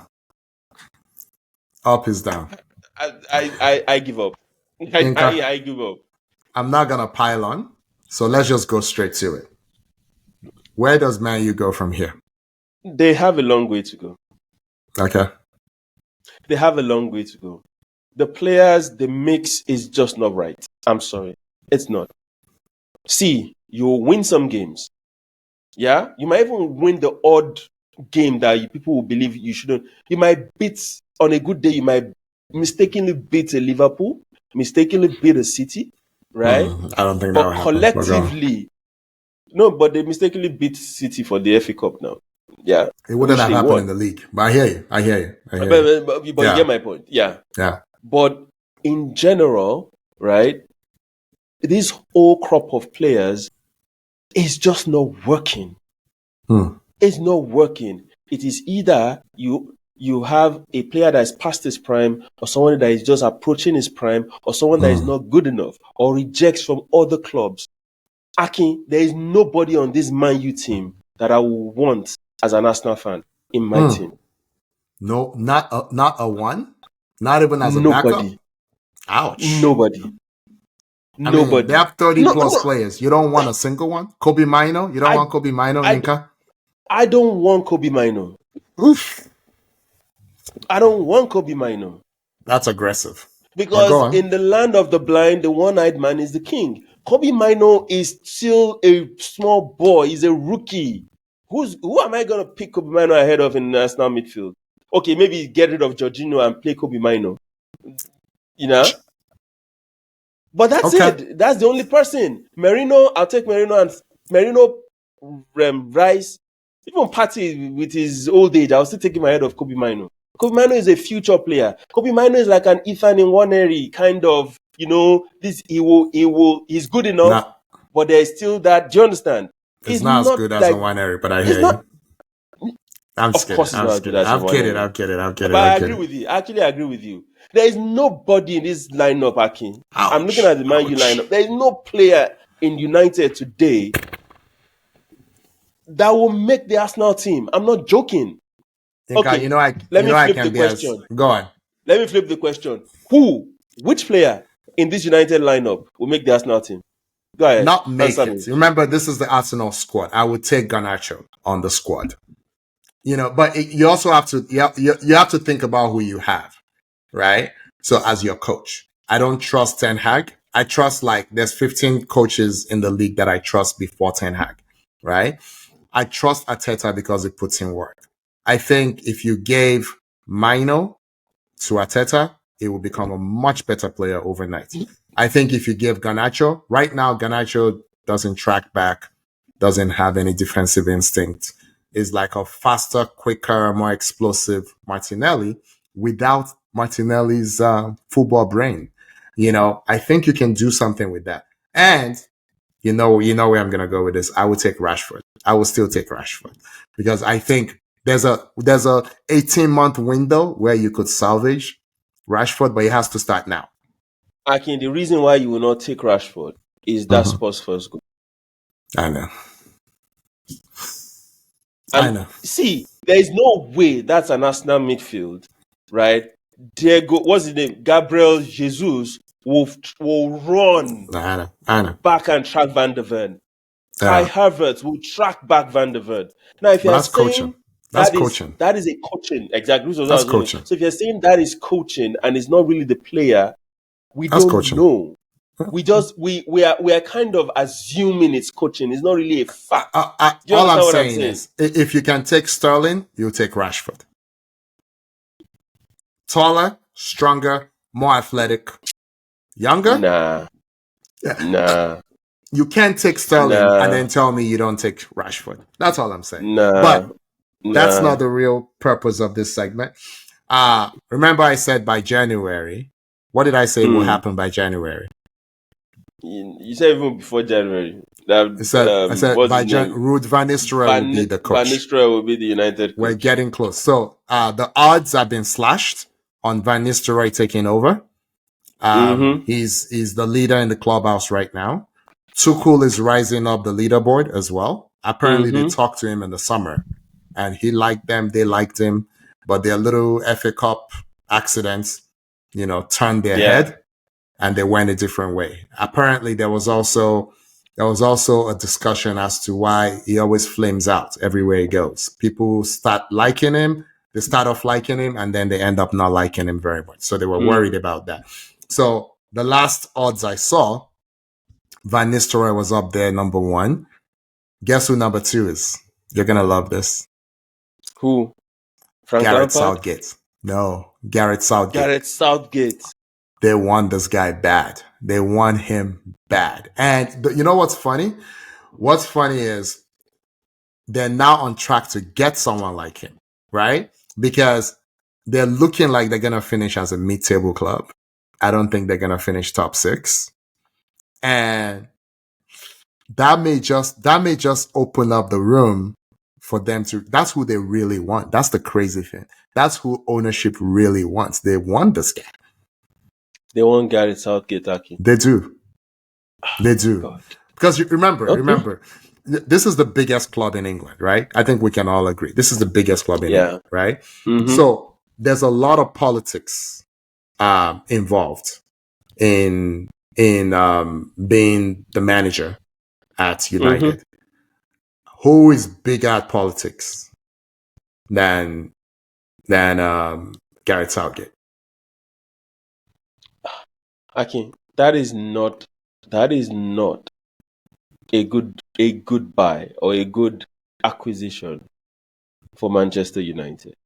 I'd rather Van Nistelrooy. Gareth Southgate is not a good coach. He's not a good coach. Coaching national team is completely different from club football. His club football resume is atrocious. Is a disgrace. Anyway, I'm not a glory Man United. Do whatever y'all want to do. Yeah? Instead of getting Southgate, stick to Erik ten Hag. I'm sorry. It's better if y'all stick to Erik ten Hag. I actually thought that what you were going to say is, they were going to bring back Ole Gunnar Solskjaer, right? Is in the running. Is on the list. In my opinion, if you compare right now, his team looked better than this guy's team. This guy is just buying every Dutch reject that is available everywhere. And he's like, is it only Dutch players that are available for you to buy? Sorry, I don't know what's going on here. Is either he's buying Dutch rejects or he's buying players that have played for him before. And I'm true. Like, what's your identity? How do you want to play?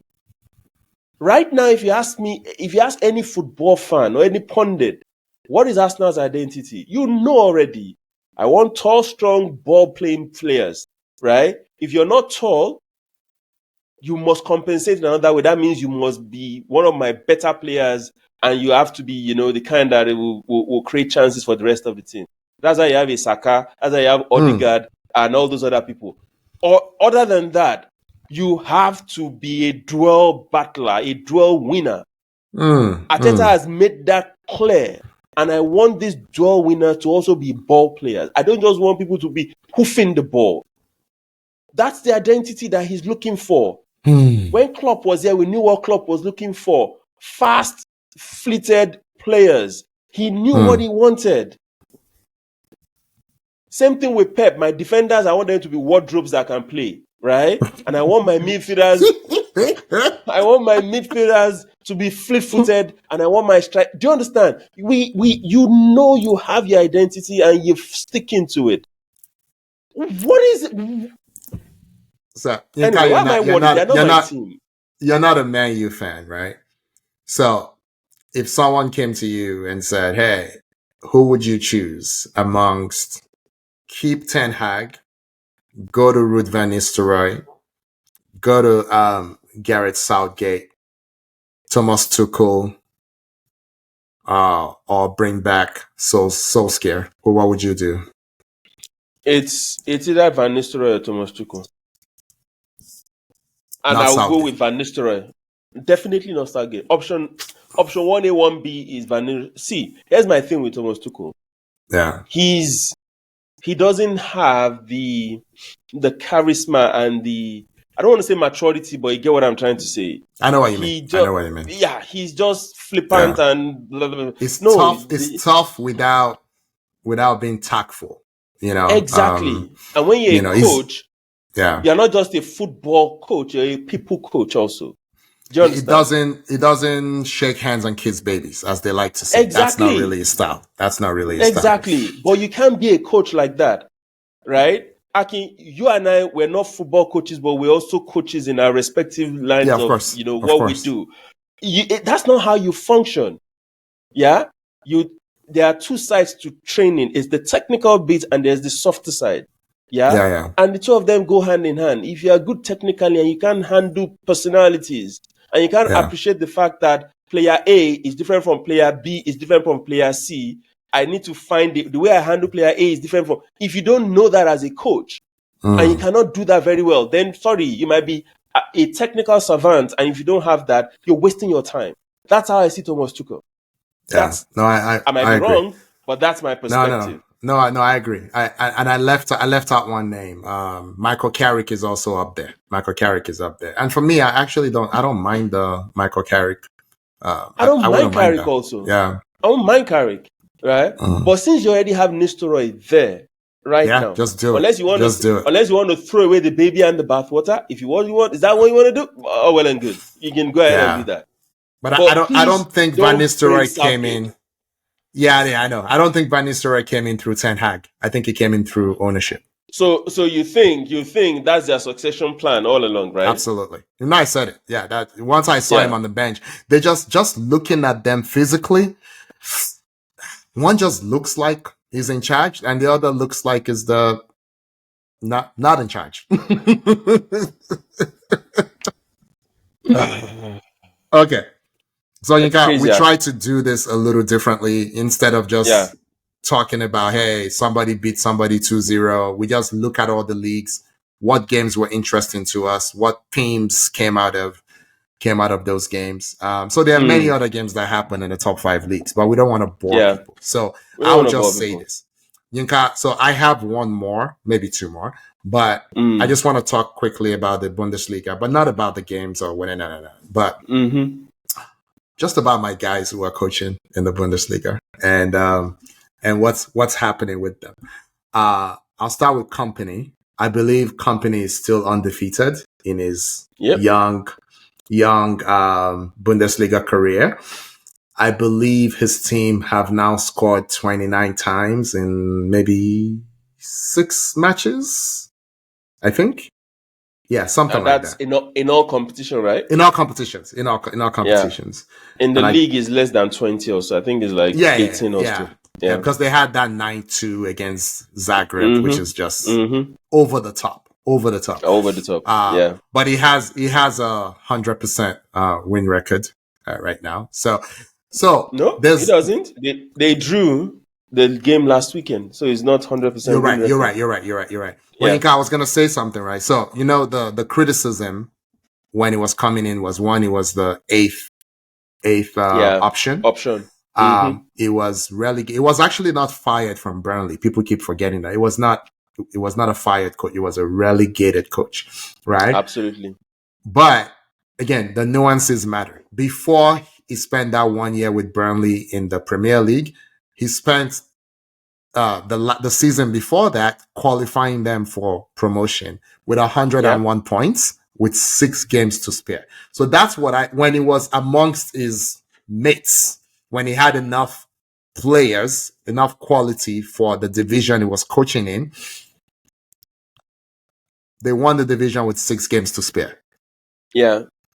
And they got 101 points, admittedly more points available because the championship is 24 teams, not 20. But that's the point. So he's doing really well. Xabi Alonso is still doing well. Nuri Sahin is doing well. So I'm very happy. That's my opinion on the Bundesliga. So do you have anything you want to talk about on the Bundesliga before we move on? Nah, just the Bayern Leverkusen game was a good one. Ended 1-1. Good game. Yeah.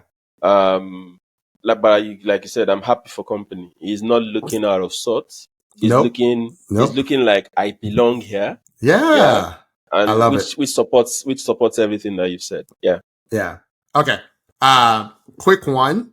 Both Ligue 1. He has Ligue 1 and Champions League. What a pity Dembele did not travel to London today. And Dinka, I think you've said this like 8 times already that his manager, Luis Enrique, is insane. Insane. The two of them are falling out, according to reports. I don't know if it's gamesmanship. Maybe he's coming on a private jet. We don't know. But Sky reported it this morning that he didn't travel to London. And why is this important? They've interviewed Enrique, and he said he confirmed it's a disciplinary. Okay. Yeah, that's a disciplinary issue.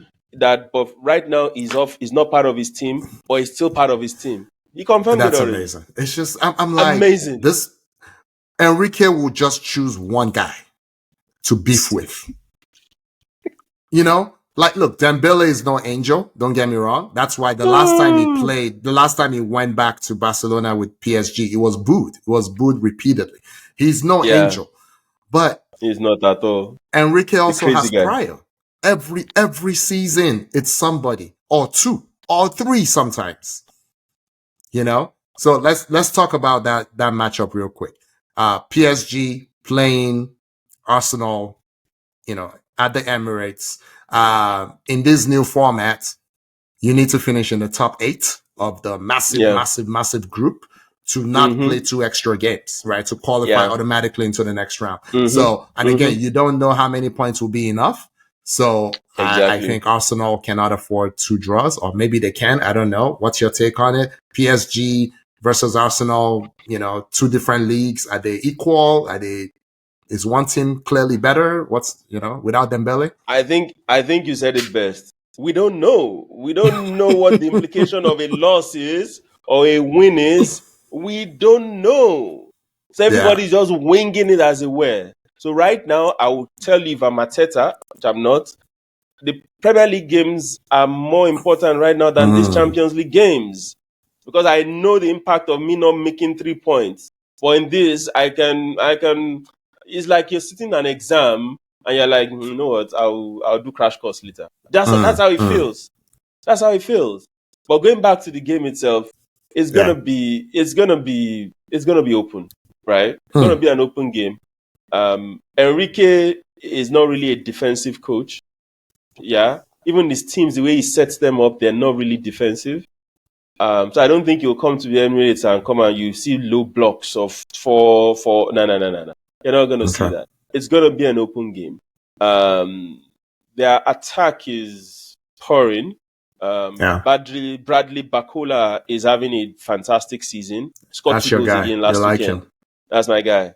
He scored 2 goals again. Whoever is playing right back tomorrow evening is gonna have their work cut out for them. Gotta help them. I gotta help them. Yeah, he's not the most skillful, but he's fast. Yeah, he is lightning quick, and he can finish.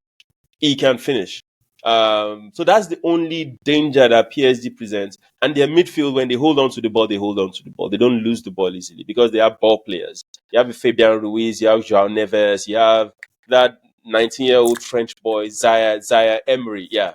These are ball players. Now, on the Arsenal side, Merino is back in training.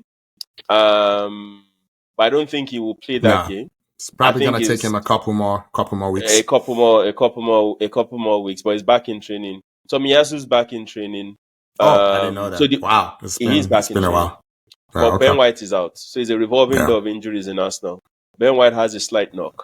He's out. Calafiori had a knock too. That's a big one. Yeah, he was crying as he was leaving the stadium. Yeah. But he was in training today. Okay, and he trained today. So he had a knock, but it's not as bad. Yeah. For him to train, that means he's in contention for, if not tomorrow evening, the weekend game. But going back to the PSG Arsenal game, it's going to be an open game, Aki. I don't expect a 0-0. And I don't expect it's going to be a clean sheet. I think both sides will score. It just depends on who will score more. That's what I think. Yinka, it's amazing that we've gone almost 2 hours and we haven't even mentioned probably the game of the week, Leicester at Arsenal, that happened on Saturday. Because there were two. The winning goal came injury time, and then there was another goal deep into injury time. And you had the stats, so maybe you want to go through that. Some of the most bizarre stats we've ever seen. The game ended up 4-2, but tell us the XG and all that. It was actually kind of crazy. So Arsenal, I think I shared it with you. Let me check. You did. I did. So Leicester I think it was 0.27 for Leicester. Leicester had 0.27 XG, right? And they scored 2 goals off that. Yeah. And Arsenal on the other side had, was it not 4 point something? 4 point something XG. I actually have it. I have it. I've seen it also. Now, right? 36 shots on Arsenal side, 5 shots on Leicester side, 16 shots on target for Arsenal, 3 for Leicester. 9 big chances for Arsenal, 0 for Leicester. Leicester scored off a deflection and a worldie. Right? The kind of goals that when they score, you clap for the guy and say, okay, you try. Yeah. But that game shows you how fickle, this Premier League is. Yeah. That's how Forest went to Liverpool and beat them. It's almost similar stats. Liverpool had all the chances, played all the ball, but Leicester, Forest put the ball in the back of the net, and that's how Liverpool lost. Forest is not if they play that game 5 more times, Liverpool will probably win 5 more times. If you get what I mean. Yeah. So this shows how fickle the Premier League is, and how things can just flip like that. Leicester almost went away with a draw. And they had a chance to go up 3-2. They had a chance to go up 3-2. Knowing the Leicester, knowing the whole Arsenal, I was like, after that 2-2, I'm like, Jamie Vardy, winner. Jamie Vardy winner. That was what was ringing in my head, But I told you I don't like talking about refs, but I'm going to say one small thing about refs. Okay, go for it. Let me apologize. Very small thing. This delay of play nonsense in the Arsenal game. Wilfred Ndidi, after someone tackled Saka and was a free kick to Arsenal, he came and he kicked the ball onto the byline, and it went away. And Arteta was like, "Where's the card? Where's the card?" And the ref did not give them a yellow card. Mr. Demott, what's his name? One of these old referees, I've forgotten his name. I know Demott, who you're talking about. whatever. You know what I'm talking about? Who is the ref expert on Sky? He said the reason why a yellow card was not given was because Bukayo Saka was still on the floor. So they wouldn't have played the free kick. And I'm crazy. Like, people now went back to the City incident and said, but Bernardo Silva was on the floor. Bernardo Silva was, and this is where I get, why can't these people in studio challenge this guy when they are talking rubbish? No, they won't. They all get paid by the same Sky, right? So they're colleagues. They're not going to challenge them. You know, it's crazy. It's a joke. It's a joke. It's a joke. It's a joke. But anyway, I went in a little bit on City and Rodri. So I want to talk about Arsenal has a number 6 problem. I know you don't agree with what I'm about to say, but just that second goal should not have been a chance. The second goal that James, whatever his name, Justin scored. It's so funny because he was involved in almost all the 6 goals, right? You know, like it was the one that hit the number 4 goal for Arsenal you know. So he just had a very eventful event. And then I don't know if you read this, for his fantasy side, he benched himself. Did you read this? No. He benched himself.